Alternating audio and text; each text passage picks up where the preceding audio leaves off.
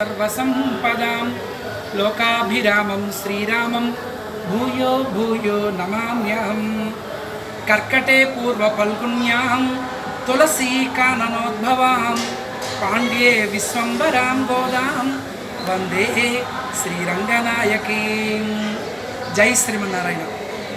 बोल सीतारामचंद्र महाराज की जय। प्रिया भगवद्बंधुलारा, భద్రాచల క్షేత్రం గోదావరి.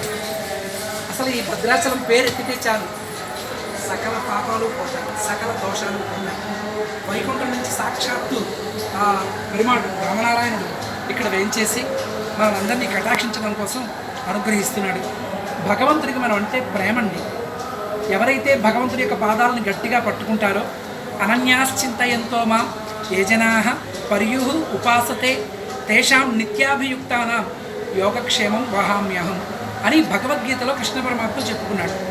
ఎవరైతే భగవంతుడిని మనసా వాచా కర్మణ గట్టిగా పట్టుకుంటారో వాళ్ళ యోగక్షేమాలన్నీ భగవంతుడే చూసుకుంటాడట.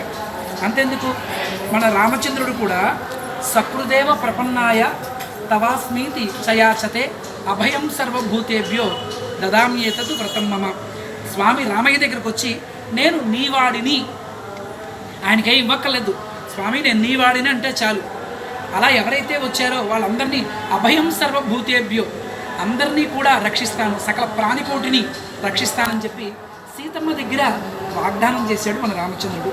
అందులోని ఇప్పుడు ప్రస్తుతం మనం ధనుర్మాస వ్రత మహోత్సవంలో ఉన్నాం. ఆండాల్ తల్లి సాక్షాత్తు లక్ష్మీదేవి భూమి మీద గోదాదేవిగా, దక్షిణ భారతదేశంలో శ్రీవెల్లిపుత్తూరులో విష్ణు చిత్తులు అనే ఒక మహానుభావుడికి తులసివనంలో కలియుగం ప్రారంభమైనటువంటి నల నామ సంవత్సరంలో అమ్మవారు అక్కడ అవతరించారు. పుబ్బా నక్షత్రంలో విష్ణుచిత్తుల వారికి మనమ్మ దొరికింది. అయ్యో నిజ అంటారు. మన సీతమ్మ తల్లి జనక మహారాజు గారికి ఎలా అయితే దొరికిందో అలాగే మన ఆండాల్ తల్లి కూడా దొరికింది. అమ్మవారికి చక్కగా కోదై అని పేరు పెట్టారు. కోదై కోదై కోదై అంటే మాలిక అని. అమ్మవారు 30 పాటలు పాడారు. ఒక్కొక్క రోజు ఒక్కొక్క పాట. అందులో 30 పాటలు పాడుతూ ఈరోజు ప్రత్యేకంగా 14వ పాట ఉంగల్ పుజక్కడై తోటత్తు ఆవియల్ శంగజనీర్ వాయ్ నెగ్జింద్ ఆంబలవాయ్ కూంబెనగాం செங்கல் பொடுக்கூரை வெண்பல் தவத்தவர் தங்கள் திருக்கோயில் செங்கடுவான் போகின்றார் எங்களை முன்னம் எஜுப்புவான் வாய் பேசும் நங்காய் எஜிந்திராய் நானாதாய் நாவுடையாய் செங்கல் சக்கரம் ஏந்துంగడక్కయ్యన్ పంగై ఎక్కన్నానే పాడేలు రెంబావాయ్. ఈ ధనుర్మాసం తిరుప్పావై అంటే ఇది వేదాల సారం. ఋగ్వేదం, యజుర్వేదం, సామవేదం, అధర్వవేదం, శ్రీమద్ రామాయణం, శ్రీమద్